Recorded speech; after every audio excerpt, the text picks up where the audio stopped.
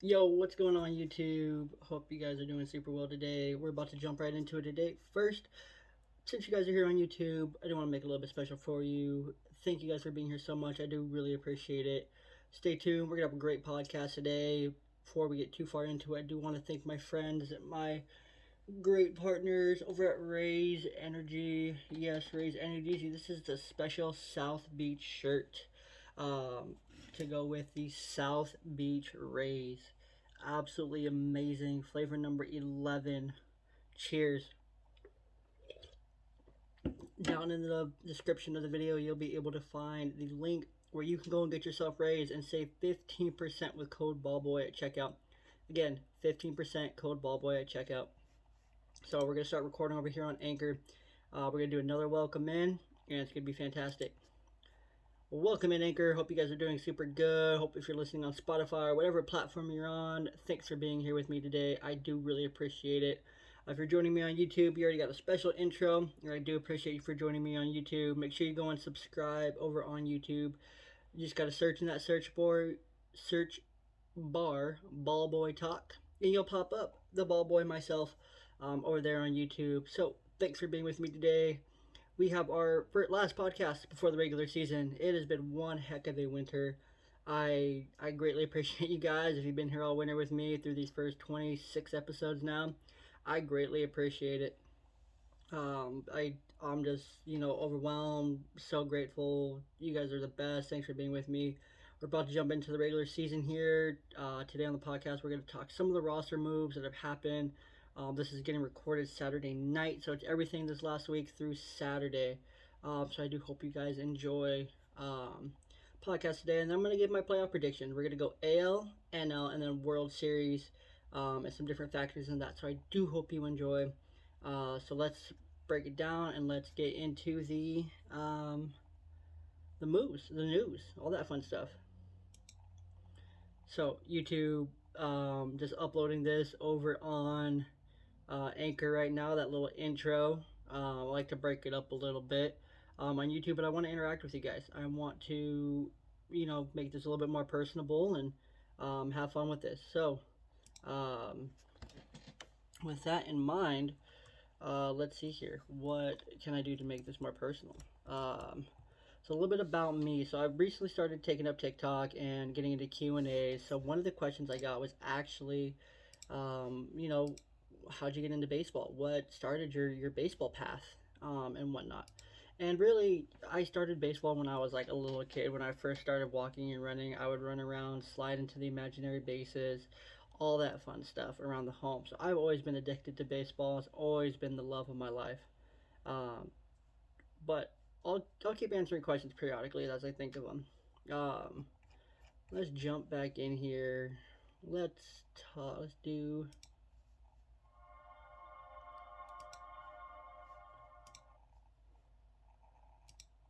All right, so we are gonna get back into it. We're gonna talk some of the news. Yes, we're gonna cover some league news, some extension talk, some roster moves, as well as call up, send down, so the options, reassignments, and then the new free agents and where I think they land. So we're gonna run through these quick because there's a lot. So starting at the top, starting with some league news, recent.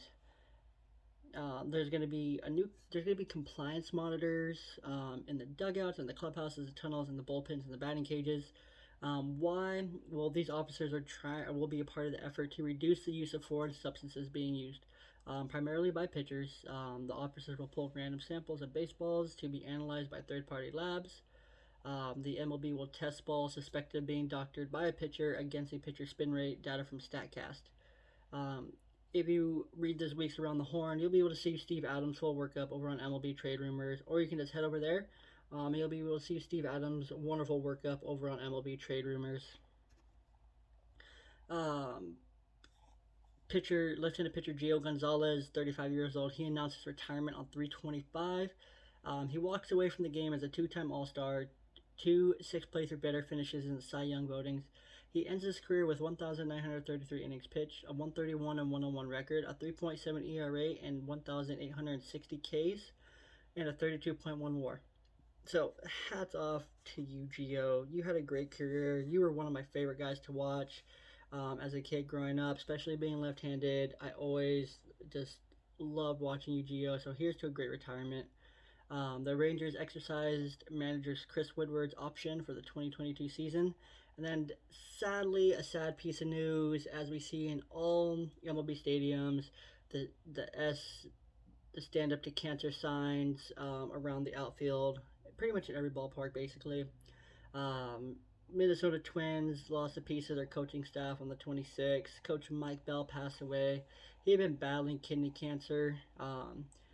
Myself and us at Ballboy Blog, we send our condolences to Bell's family, Twins organization, and everyone affected by this tragic and sudden loss.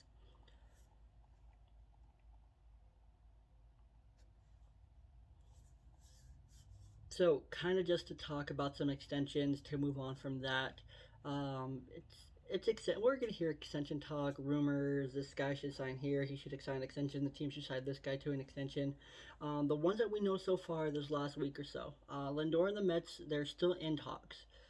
There's a bit of optimism that they're going to reach an agreement here within the next few days before opening day. It could happen at any moment, of any day, any time. They're more than willing to go north of the $300 million mark. And I think if you think about Lindor and then the contract that Fernando Tatis Jr. just got, Lindor is way more deserving of it. A four-time All-Star, Gold Glover, Platinum Glove, done it with the bat, done it with the glove, clubhouse leader, just all around a great player that you want to lock up long term. And the amount that they gave up to get him, the 300 million, is fails in comparison to that. So I will not be surprised when they lock up Lindor. It's just a matter of time. They're also not close with Michael Conforto, however, so I don't think a deal is going to be done there. However, I do think he'll remain with the team, especially if Frankie Lindor stays around. The Indians and AL Cy Young winner Shane Bieber, they talked about an extension, not a deep talk, but they still talked about it, but nothing too crazy. Something that's going to be off the table till next off season and next season, next spring. Let's see here. No deal is close for the Astros and Carlos Correa. Correa, felt like their 6 year, 120 million was really low, and he's preparing to become a free agent next offseason. So I would fully expect Correa to be traded at some point during the season to a different team and not end the season with the Astros, as the Astros will look to recoup some value from their former number one overall pick. The Red Sox and third baseman Rafael Devers have had no extension talks this offseason. Devers is under team control through 2023, so there's no rush to get a deal done. Devers, however, has indicated he is open to such talks and to such an extension. Let's see. And the Pirates are trying to lock up third baseman Brian Hayes to a long term contract. However, no deal is imminent at this time. So yeah, not a really big surprise there. Some roster moves. So we're gonna jet through these. These are guys who basically have been informed that they're going to be on the opening day roster. So I'm just going to say team and name and what role they're going to play. So the Mariners selected or informed outfield prospect Taylor Trammell that he will make the roster. Right-handed pitcher Justin Dunn and Rule 5 pick Will Vest. Trammell will open the season as an everyday man in either left field or center field, depending on the health of Kyle Lewis. Dunn will be the sixth starter, and Rule 5 pick Will Vest will open the season in the bullpen. The Rockies informed right-handed pitcher Chichi Gonzalez that he will make the roster. Um, National selected infielder Jordy Mercer and infielder Hernan Perez.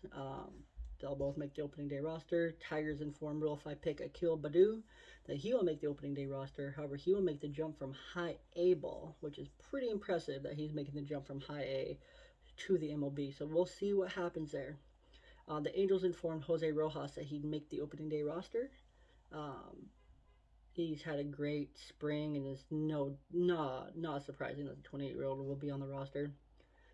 Jed Lowry, Athletics. He will be the everyday second baseman after being in camp as a non-roster invitee. The Yankees selected the contract of outfielder first baseman Jay Bruce and Mike Tauchman.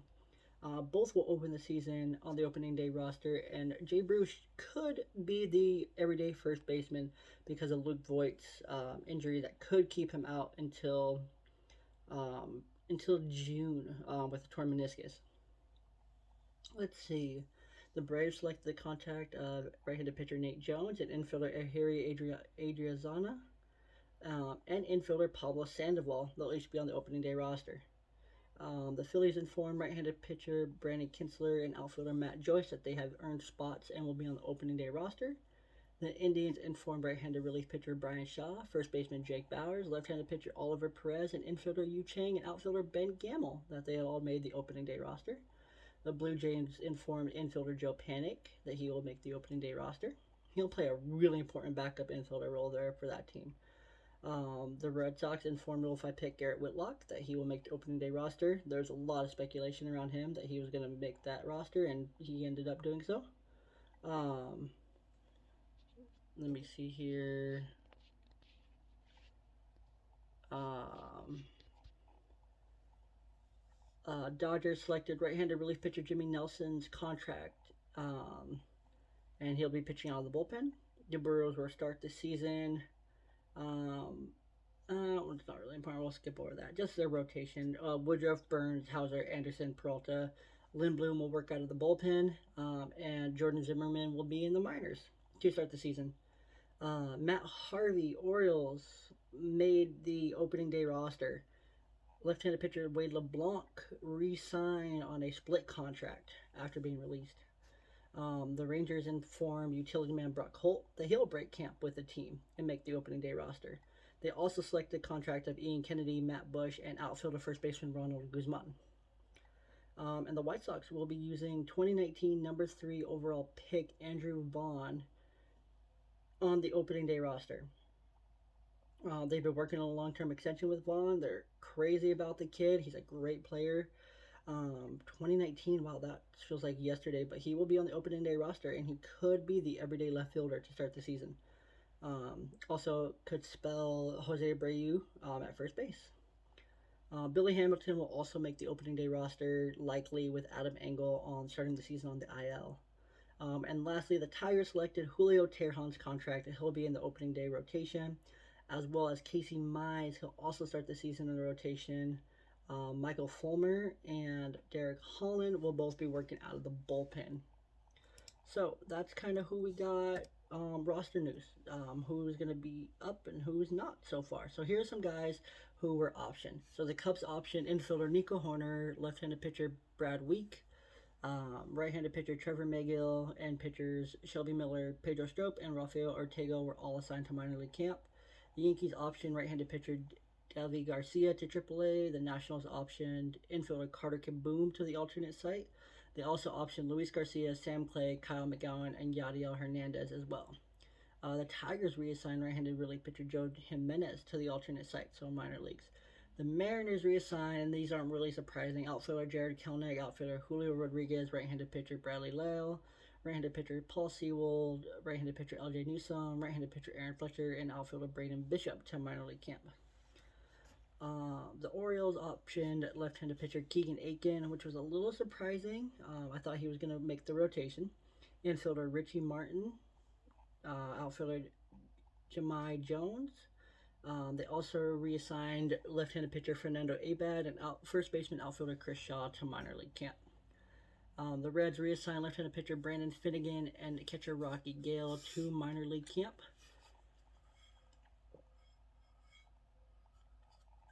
The Dodgers reassigned infielder Sheldon Noose to minor league camp. The Angels optioned catcher Anthony Baboom, infielder Luis Ronfelio, and infielder Jack Mayfield to minor league camp. Let's see, the Athletics optioned catcher Austin Allen to minor league camp. The Mets sent down Corey Oswalt and Jordan Yamamoto to minor league camp and AAA. They reassigned infielder outfielder Brandon Drury and catcher Bruce Maxwell to minor league camp as well. Which ultimately means left-handed pitcher Joey Lucchesi will make the season as the club's opening day 5th starter. And the Braves option right-handed pitcher Kyle Wright, right-handed pitcher Jacob Webb, right-handed pitcher Bryce Wilson, outfielder Abraham Almonte, infielder Johan Camargo, and catcher William Contreras to minor league camp and to the alternate training site. So those are guys who were called up, sent down, kind of who's sticking around, who's going to be on the roster. And now some free agents. There's a lot of these guys, so bear with me. But I just want to make sure you guys are informed. Make sure you guys know who's who, and who could be able to fit on your team. So let's see. The Rangers released right-handed pitcher Nick Vincent.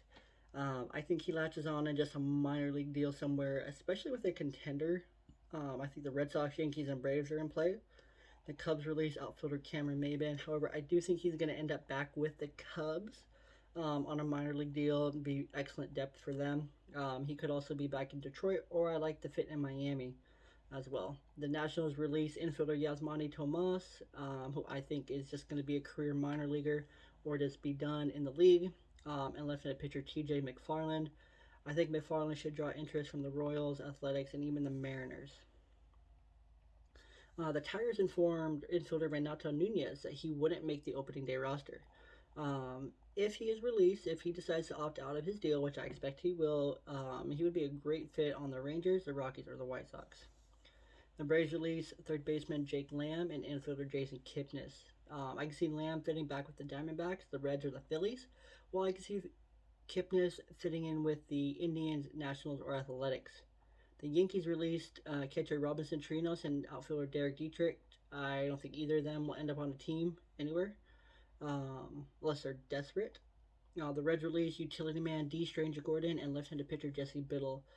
I think that he was solid in the spring. He hit 281 with a 361 OBP in his 36 plate appearances. I think the Red Sox, the White Sox, and the Marlins would be very interesting fits for Strange Gordon. Biddle he also had a solid spring, 3 earned runs, 12 strikeouts, and 2 walks in 9 innings pitched. I can see the Braves, Blue Jays, and Rays all being interested in Biddle. The Reds also released right-handed relief pitcher Noe Ramirez, who was the other part of that Iglesias trade to the Angels. I think the Angels, Orioles, and Tigers could, give him a call. Infielder Todd Frazier opted out of his deal with the Pirates.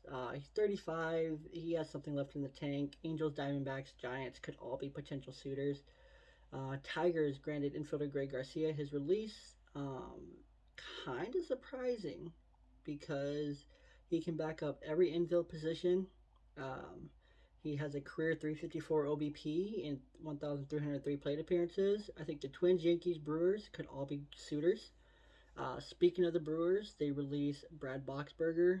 I think Boxberger will draw solid interest, and I think the Marlins and Astros are a great place to start. Uh, Angels released right-handed pitcher Jesse Chavez. I think he should draw interest from the Rangers, Athletics, and Pirates. I think those would be good fits. The Twins released utility man Andrew Romine after he exercised his opt-out. I think the Twins, Red Sox, and White Sox could all be in play once again. Kind of teams that like the versatility. The Astros released right-handed relief pitcher Steve Cishek on three. Oh, you don't need no win. I think he's gonna latch on with another team. With his after three in runs, 12 strikeouts, to 2 walks, and 7.7 and 2/3 innings pitched. I think the Yankees, Marlins, Braves, among others, would all be interested in having Steve Cishek along. Kind of surprised the Astros released him, honestly, as they could use some bullpen help. The Braves released right-handed relief pitcher Carl Edwards Jr. Struggling in spring. I can see the Nationals, Cubs, and Mariners taking a flyer on him. The Mets released right-handed relief pitcher Tommy Hunter. The 34-year-old, workhorse reliever should be able to latch on. I like the Mariners, Giants, and Athletics as a good fit. The Astros released outfielder Steven Souza Jr. He went 2 for 21 with 5 walks in his 27 plate appearances in spring training, but I could see the Rays, the Cubs, and the Pirates as potential suitors here. The Phillies granted catcher Jeff Mathis his release on from his minor league deal. 38-year-old vet went 6 for 29 this spring. He's a glove first backup, which would suit a contender very well to have that depth and that experience. White Sox, Mets, Nationals, and Padres are a few teams that I think could add Mathis. The Phillies also released right-handed pitcher Ivan Nova and Hector Rendon, and left-handed relief pitcher Tony Watson. Nova, Pirates, Rangers, Orioles. Rondon, Red Sox, Reds, Marlins, Watson, Pirates, Dodgers, Angels, Giants. That was a lot. Um, let's see here. Really, oh, let's go through injuries real quick. Injuries are super important this time of year, and then we're gonna get into the um, playoff prediction. My monthly playoff prediction. Kyle Lewis, like I mentioned earlier, toward the top. He has a deep bone bruise in his right knee that he's dealing with. He could start the season on the IL. Luke Voigt, torn meniscus. Um, he could come back sometime in May or June.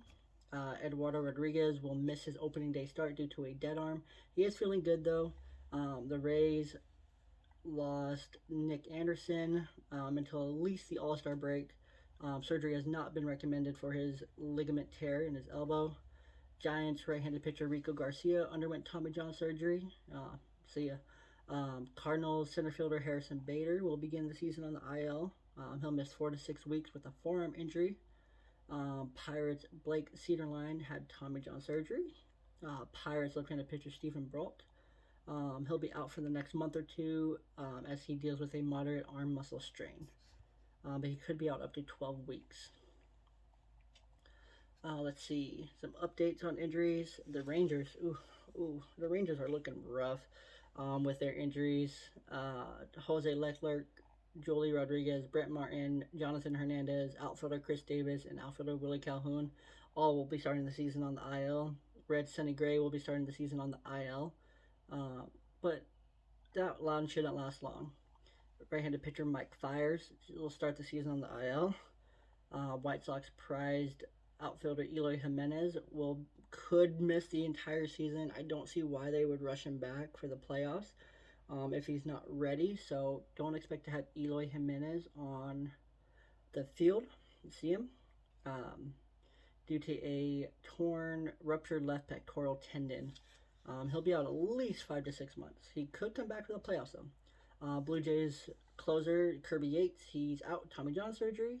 Will Harris of the Nationals underwent a procedure to remove blood clots in his arm. He's recovering.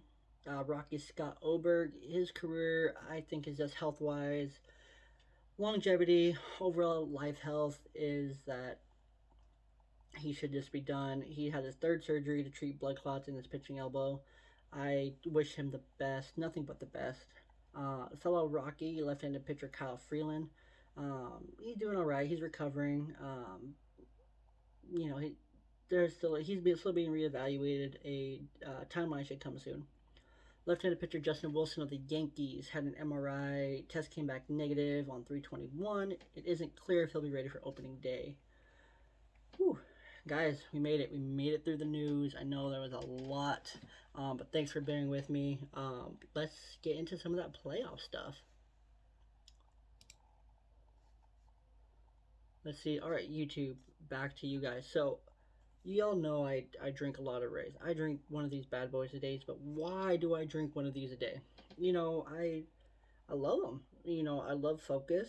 I love BCAAs. I love energy. I love electrolytes, and I love hydration. Hydration. Wow, I can't talk. You know, I love that it has no sugar, no carbs, and no artificial dyes. It's the ultimate energy drink. I love that it has a beautiful can and a beautiful design that just catches your eye and makes you want to look at, wow, what's that?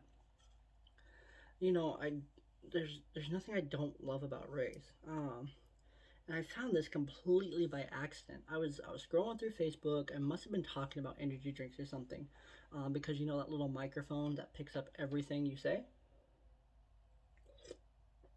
Well, Rays popped up. I'm like, what the heck is that? I've never heard of that. I saw that was available at GMC, and whatnot. So I'm like, you know what?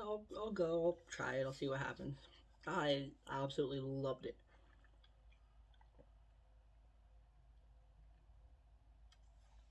I thought, man, there's something different about this. This is just really freaking good. Um, and so I stuck with it. I kept drinking it and kept trying different flavors, ordering it, spending way too much money on it, and I was just thrilled. The different um, products that they have, the different varieties, the the different supplements and whatnot. that can just help with just overall health. They have thermos, a brain booster, just all sorts of great products. And like I said, over at repsports.com, you can go to the link down there in the description and you can get your own race, your own different products and boosters and whatnot. So go ahead and do that. Go get her done. Go start drinking. Um, but drink responsibly. 300 milligrams of caffeine is no joke. Nothing to play with. If you're wondering about this light down here, the red one, that's my microphone actually. So just don't worry about that. I also have a headphone in that's connected to the phone for just also clear audio. All right, welcome back in. So we are going to jump over and we are going to talk about what are we talking about? Yes, we're going to talk about my players who, or not players, teams, my playoff predictions. So I want to do these every month about who I think is, you know, where teams stand, their records, who I think could be into the playoffs, why, who, what, when, and kind of just adjust it as we go throughout the season because the season's already looking like it's going to be crazy. I already need to adjust my ranks. Not too crazy much where I'm going to be changing things like a ton, but um, it'll still be fun. So, in the American League East, I have the Rays winning 90, going 94 and 68 for the third seed in the AL. The Blue Jays going 90 and 72, missing the playoffs. Um, the Yankees going 88 and 74. The Red Sox going 80 and 82, and the Orioles going 60 and 102. In the AL West, I have the Oakland Athletics winning 94-68, so the second two seed. The Angels winning 91 and 71.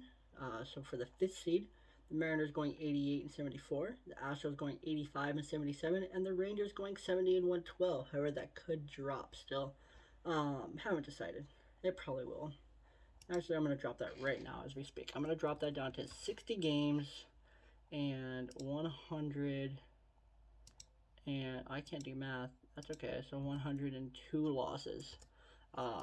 Still a lot. The White Sox. Um, I might even need to adjust this one now that Eloy's out. Let's see here. No, I think the White Sox are going to stay at 95 and 67. I think they have the depth to be able to overcome the crazy season long injury. Um, and then the Twins winning 92 games in the 4 seed. And then the Indians at 85 and 77. The Royals at 70 and 92. And then the Tigers at 61 and 101. So obviously the biggest upset out of all this is the Blue Jays missing by one game. However, it could change. I think the Blue Jays are just right there. So in the ALCS game one game, we'll see a normal playoff format again. So we'll see the one, or we'll see the 4 and the 5 playing in. We should see the Twins throw out Kenta Maeda while the Angels throw out Dylan Bundy. Or depending on the health and progress of Shohei Ohtani, it could be Shohei Ohtani, but I'm going with Dylan Bundy right now. I think the Angels have the game and the edge in the game because of Mike Trout. When you have the GOAT, it's hard to say no.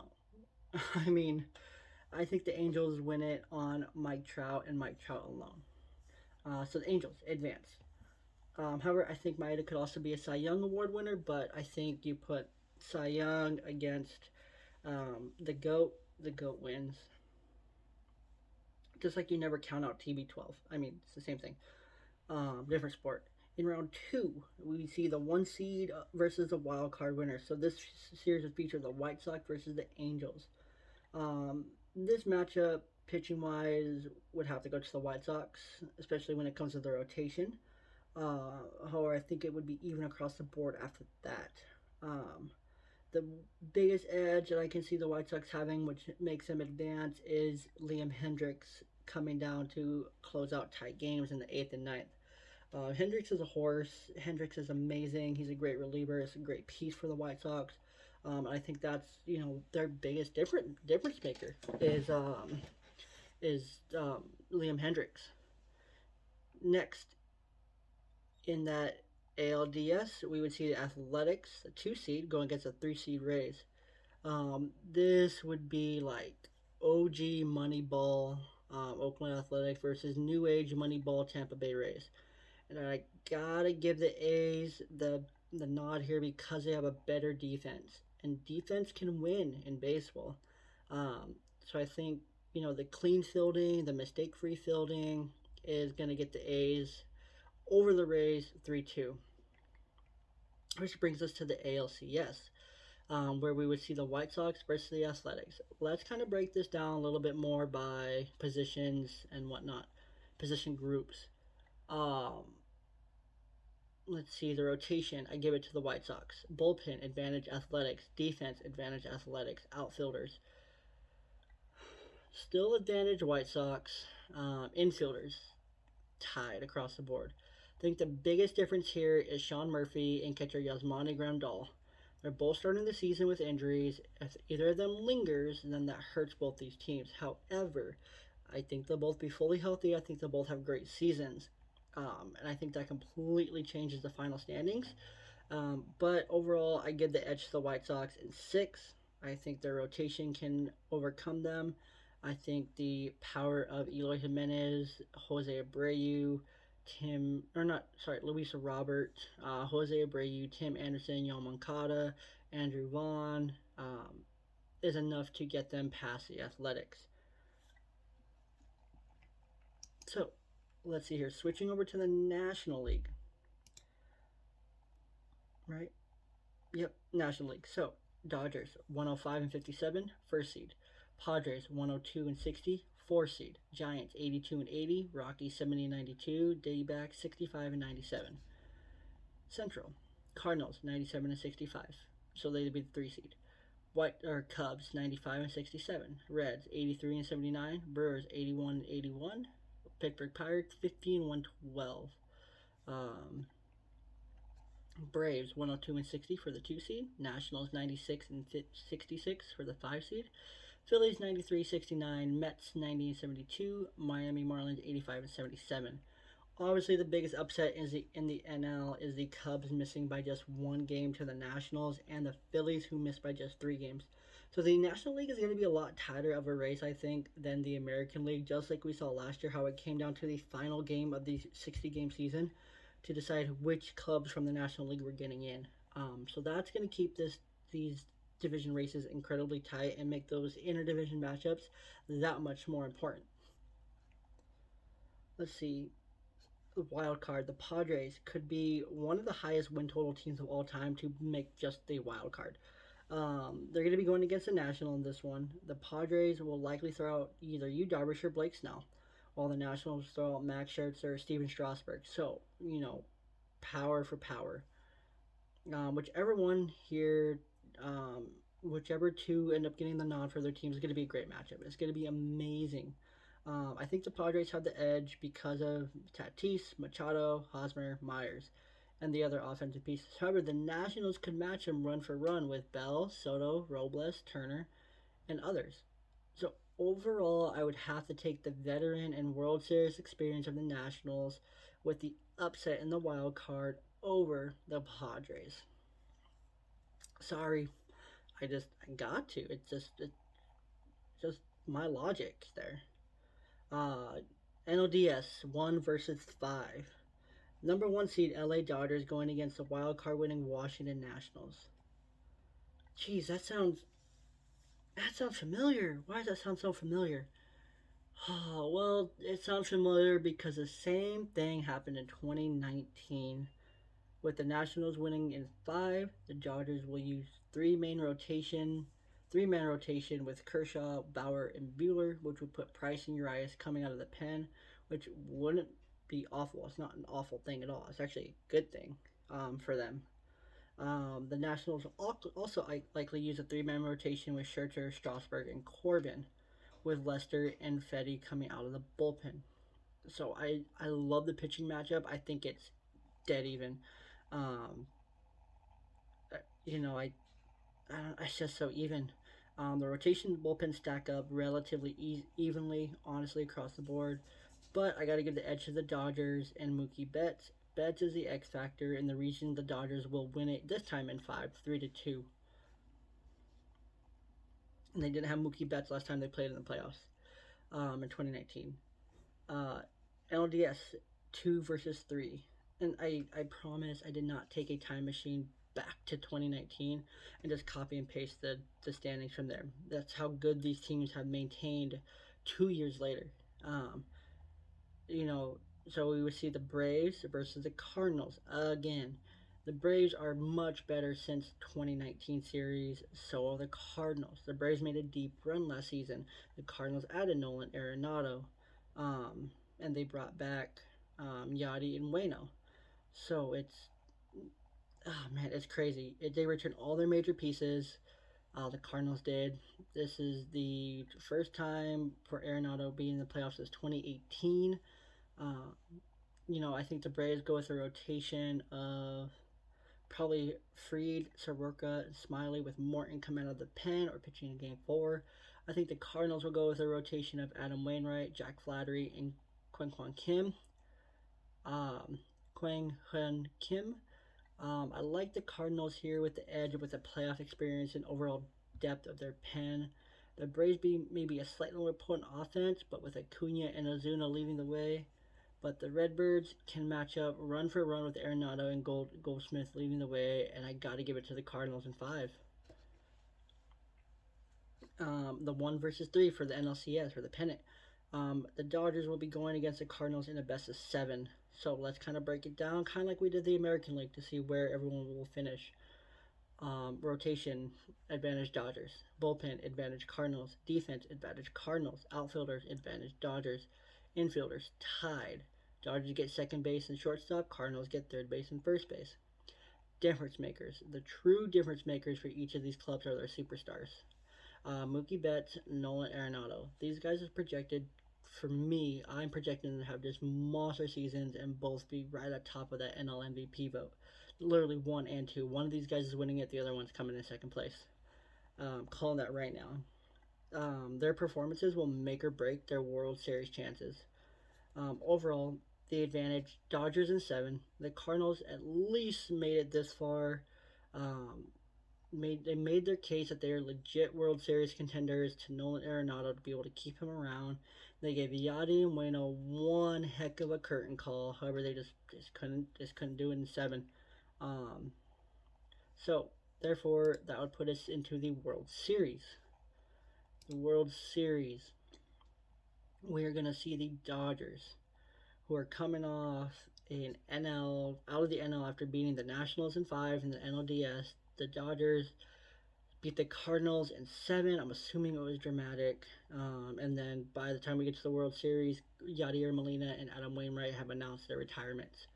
Um, so I'm thinking we're going to see four-man rotations here. I think that the Dodgers are going to go Bauer, Kershaw, Buehler. Bauer again? Price and Urias. However, I think Urias could possibly get that fourth or fifth game. If it goes to six, if it goes to seven, I can see them throwing Kershaw or Bauer again in game six and seven, um, which is just really interesting. And Bueller kind of working in between to bridge those gaps in the third, fourth inning. So I think they rely a lot on their superstar players. I think the Dodgers, their MVP is either Trevor Bauer or Mookie Betts. They're the two paid players. Sorry about that. That was my dog leaving. The Dodgers will either, their MVP is going to be Trevor Bauer and Mookie Betts, the two highest paid players on the roster. One of them is going to be the MVP to help them get back to back rings. The X Factor, Cody Bellinger, Corey Seager, both them playing for big money, both them rebounding, or, belly rebounding. Seager playing for that massive extension. If he can truly be the X factor, then he has a huge contract waiting for him next winter. And the unlikely hero, Gavin Lux or Chris Taylor, can really give the Dodgers a great sense of depth and completion to their lineup to get over the hump on any given day. AL winner, still the White Sox. They had a good series. They put up a good fight with their teams. I just don't think they're going to be able to match the Dodgers, superstars. I think they go with a four-man rotation: Giolito, Keuchel, Lynn, possibly Dylan Cease. I think they upgrade that fourth spot throughout the season with someone who's available later on. I think their MVP is Jose Abreu after winning the MVP in 2020. I think he'll win it again in 2021, or be at least be a top five kind of contender. Their X factor had it down as Eloy Jimenez and Luis Robert. Now it's just Luis Robert, unless Eloy's there. If Eloy's back for the playoffs, then man, the White Sox are that much better because of it, and that's the reason they're here is because he's back for the playoffs. Um, so I think both of them can help match those run for runs with Betts and Bellinger. Um, so that's going to make things really interesting here. And I think the unlikely hero here is Adam Eaton. I think Eaton, he's the old dog of the White Sox. He's the old dog on the team, but he was part of the 2019 World Series champion Nationals. He slashed 320, 433, and 560 in the NLDS against them. And he was able to notch a 381 OBP against the Dodgers overall. So, oh no, the overall 381 OBP against the Dodgers in the NLDS. Sorry, I mixed those up. So, who wins? Well, no one's better than the Dodgers with their high payroll, their high powered offense. They're probably going to buy more wins and more runs during the season to get the advantage later on. That's what they do, but that's okay. They have too much riding on it. Their window is too open right now. They're trying to keep Trevor Bauer around to, three-peat into the next season. So I think the Dodgers take it in seven. It's going to be a great series, whatever happens. If the White Sox are there, it'd be a great series either way. But right now, being the end of March, early April, I think it's the Dodgers taking it in seven to end the season. Um, so yeah, that's it, guys. Thanks for being here. I appreciate you guys. Uh, if you're over on Spotify or Anchor, you're missing out on the YouTube content. You get to see my awesome Raise Energy shirt. Uh, Sporting that South Beach. You're missing me drink Rays. It's really not that cool. Um, but I do want to thank my partners over at Rep Sports, Raise Energy. Absolutely fantastic. Not only do they have great customer service, they also have great products. And you have a large line of products outside of Raise Energy. Raise is just one of their products. They have protein powder, which I love the vanilla waffle cone. They have nootropic brain boosters, which give you just a little bit of boost just to keep you focused and get you dialed in. So if you're a student, if you work hard, if you stare at a screen all day, you can get tired easily. You know, pick up that nootropic brain booster and you'll have just a slight mental boost. They also have thermogenics, so if you're a gym rat, you love to work out and you want to get that extra burn, the extra sweat in, the thermo is for you. Among all their other products, Hypersleep, which is fantastic. A couple times that I've had it, knocked me right out in about 10 minutes. Just a great natural um, Hypersleep. They have Rays on the Go package. So many products over at repsports.com. If you use the link in the description, you'll be able to save yourself 15% on your entire checkout. Use the code BALLBOY at checkout.